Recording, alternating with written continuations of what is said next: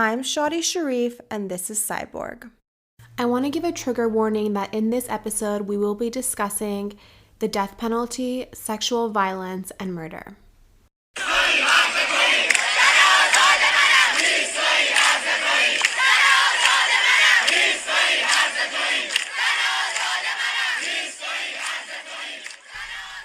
For the past 2 months, the Iranian people have been in the midst of a revolution against the Islamic regime.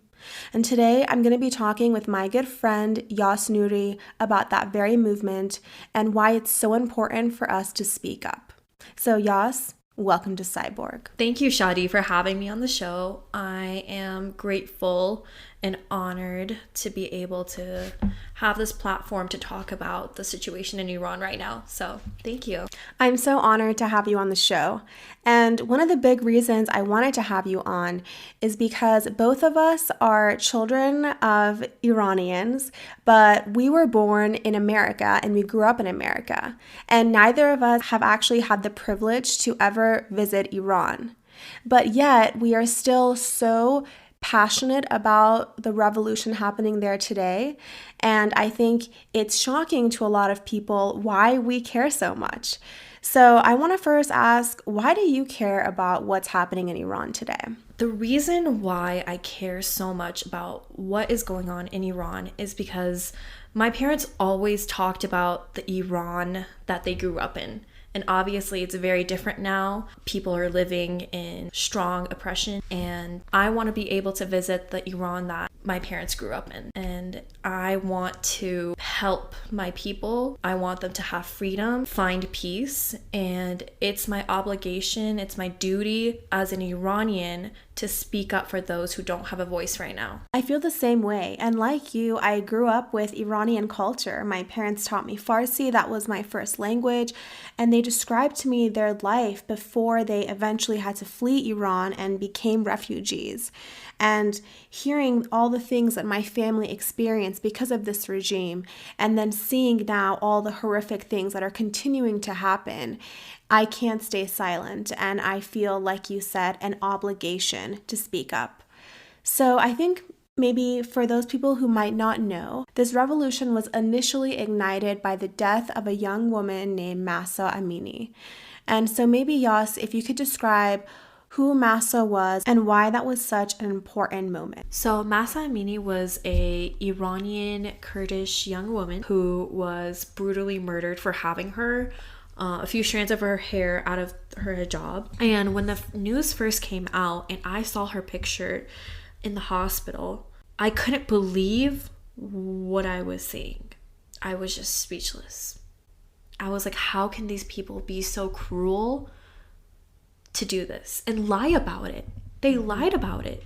They said that she had a health condition, and I was like, okay, cut the crap. We all know what you did to her. And I started reading the comments of one of the posts, and that's when I saw the anger and the frustration that everyone had built up for the last 40 years. And I knew this is gonna outrage people and get this going.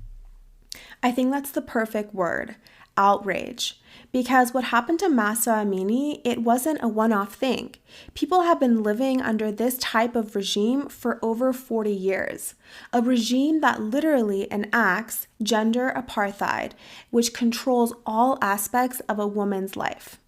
From the age of 6, girls have to cover their hair and bodies to be allowed to go to school.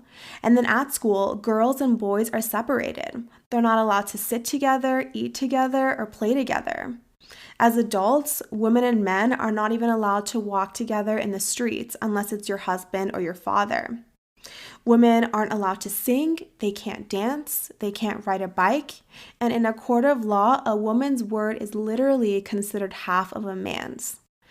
Women have no right to divorce, and if a man chooses to divorce a woman, she has no rights to her kids. And on top of all of this, the brutality that anyone faces if they rebel is unfathomable. Because this regime categorizes any form of dissent as a war against God. And because of that, they justify the most horrendous actions, including imprisonment, rape, and murder. There is a law in Iran that if a virgin is set to be executed, she must first be raped to ensure that she can't go to heaven. So after the death of Mahsa Amini, people, and women specifically, said that they had had enough. And so young women went out in the streets, taking off their hijabs, burning it, dancing, cutting off their hair, and saying, "We've had enough. You can't control us. And these are your final days." And this time, what's different about it is the people behind the protest. They're young, they're ambitious, they're brave, and they want freedom.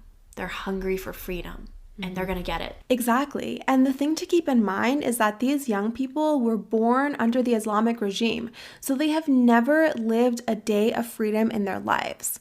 And what's even more incredible is that women are the ones leading this revolution. They are the ones going out in the streets, encouraging others to come with them. And they know what will happen to them if they are arrested. They know they will be sexually assaulted. They know they could be executed.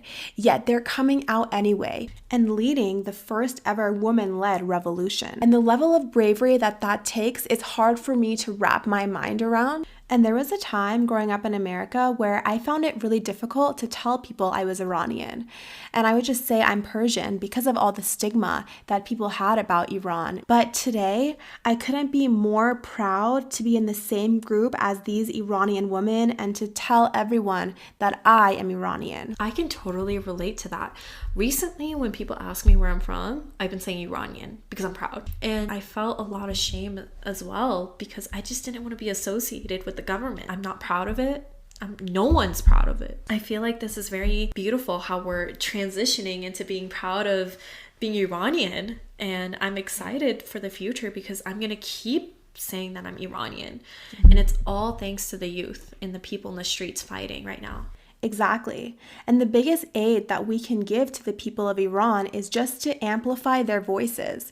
Because what this regime does is it tries to silence people and keep information from leaving the country. So they continuously turn off the internet, which keeps people from sharing things on social media and from sending messages abroad. Absolutely. And I want to ask you this.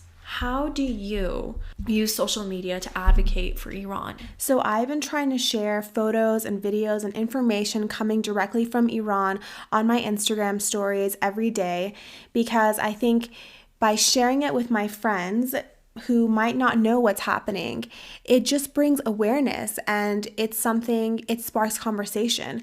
And one of the most amazing things that have happened is I've noticed so many of my non-Iranian friends sharing things on their story, and I can't express how every time I see it, my heart is so filled with joy because I can't believe that people who have no connection with Iran also see the horrific things happening and want to stop it. And I think that there is a false narrative that sharing on social media is just for clout chasing, just for virtue signaling. But I think that argument is really wrong when it comes to the situation in Iran. And there's a wonderful lawyer, her name is Elika Laban, and she had a great video explaining why that's not true. She basically explained that this idea comes from Western privilege because in the West, you have the privilege to make effective changes without necessarily having to share on social media.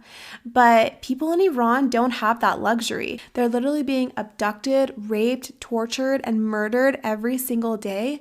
And we need to share this information with the world because otherwise the world will just turn a blind eye to the atrocities happening there. Oh, for sure.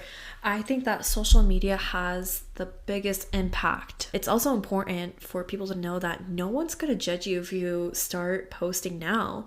It's never too late. It's never too late, and no one's going to look down on you for speaking up now. This is supposed to be a symbol of coming together. Exactly. It just makes me so happy to see a new person share about the situation in Iran. And talking about social media, I think we have to address the viral post that went around last week, which was ultimately categorized as misinformation. So this post had said that 15,000 protesters in Iran are set to be executed. So let me tell you the facts about this situation. It is true that over 15,000 people have been arrested simply for peacefully protesting. And it is true that the parliament voted that these protesters should be executed.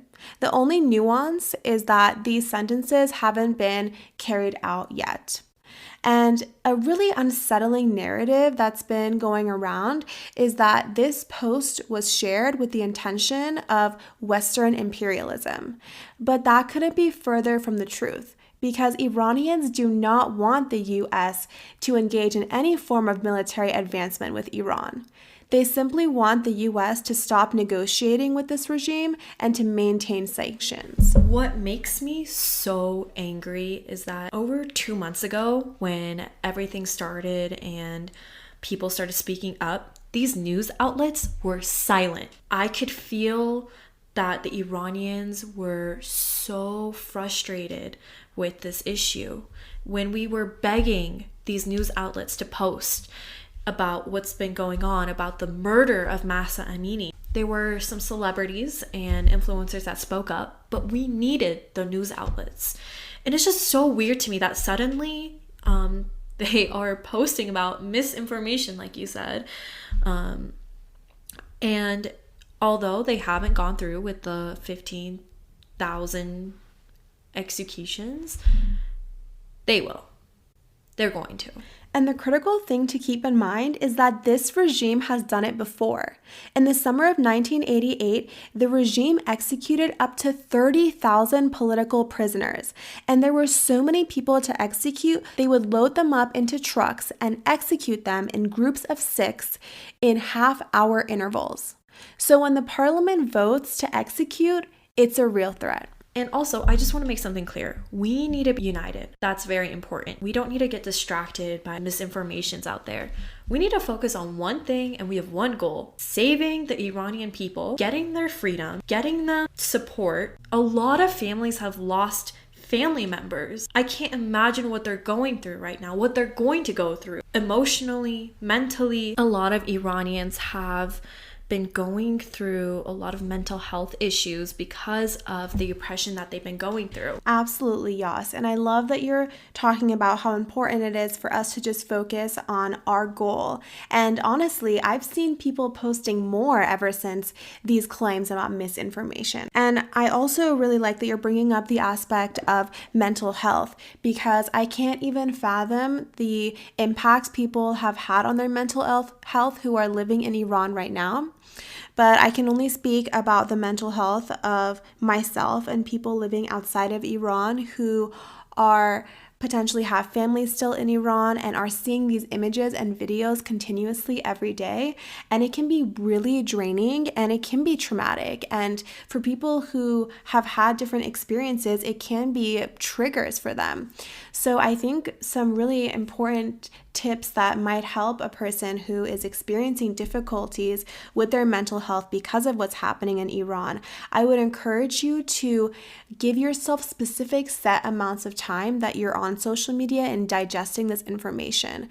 I don't think that it's particularly helpful to just be scrolling all day and consuming information constantly. I think it's good to have breaks for yourself and set specific time limits. And then during those times when you're not on social media, I think it's helpful if you prioritize things that can fill you and rejuvenate you. So whether that's eating a meal that you like, or moving your body, going out and exercising, or just breathing in some fresh air. One of the really helpful tools for regulating ourselves is mindfulness, which is just the practice of taking a moment, trying to clear your mind and focusing on exactly what's in front of you in the present moment. So that could be something as simple as just planting your feet on the floor and taking 2 deep breaths. I absolutely agree with you, because watching these very graphic and heartbreaking videos, it's the reality of people there, right? They're experiencing it. They're obviously going through it as we speak, but I feel a sense of guilt because I'm not there fighting with them. And I know a lot of other people feel guilt as well. And I just want to say it's not your fault that you're here, living abroad. And you can do your best, and your best will show results. So Please don't be hard on yourself. As long as you are advocating as much as you can and not letting it affect your mental health and your routine, then you're good. I completely agree, Yas. One of the biggest things to help maintain your mental health is keeping a routine. So I know when we're feeling down and feeling overwhelmed, we kind of just want to throw everything aside and just kind of curl up and isolate ourselves. But all of those actions actually is a negative feedback loop where it makes our mental health even worse. So I really encourage you to try to spend time with your friends, try to spend time with your family, try to maintain as normal of a routine as you can.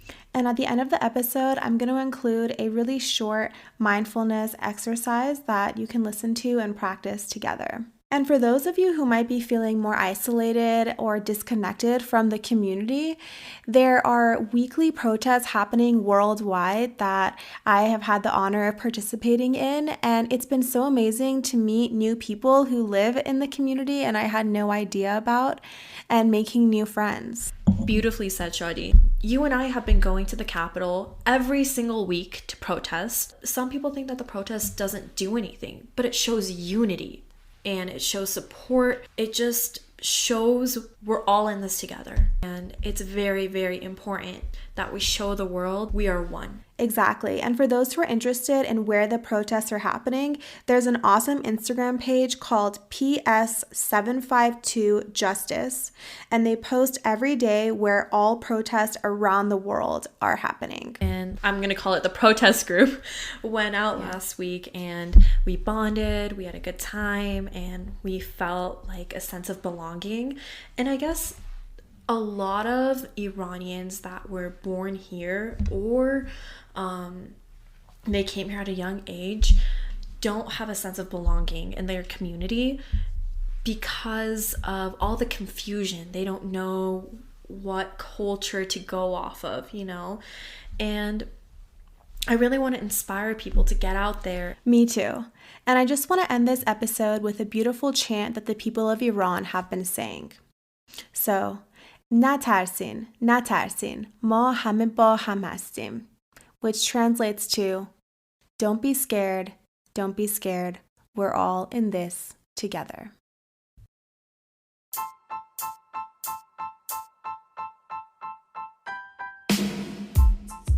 Stay tuned for a mindfulness practice after the credits. Intro music was written by Optin Akrami. And if you're interested in staying connected with the news coming out of Iran, a few great Instagram pages to follow include 1500 Tasvir, Masih Ali Nejad, and Golshifte Farahani.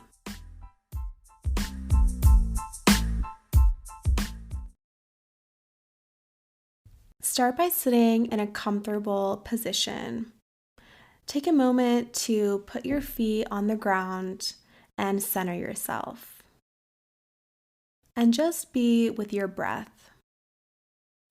Take a deep breath in and exhale.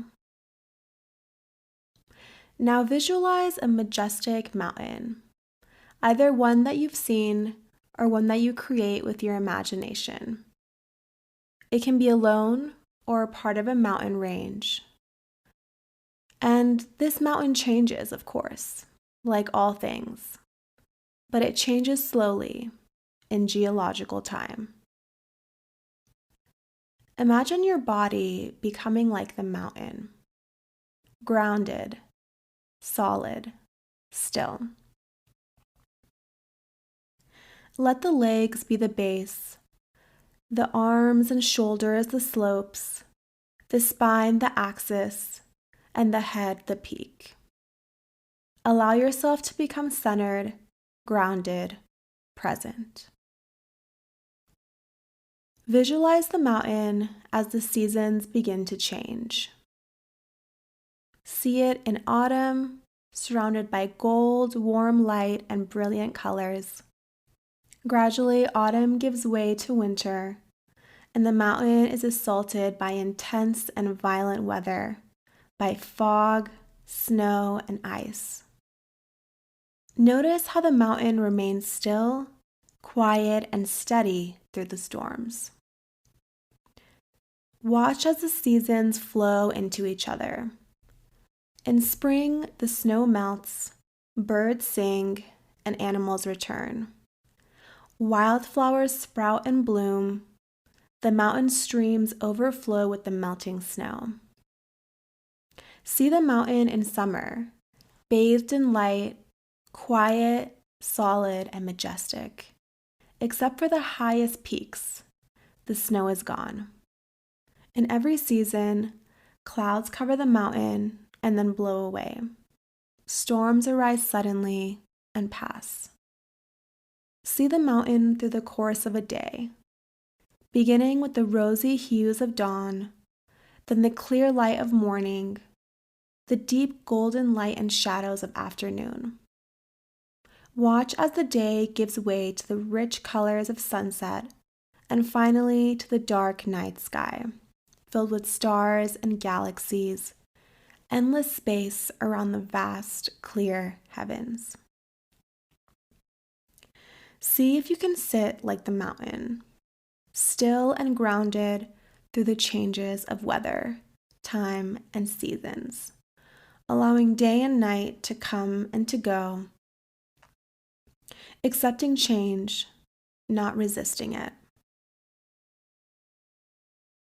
Now take a deep breath in and exhale. Take these qualities into your day, allowing the weather and seasons of life to come and go.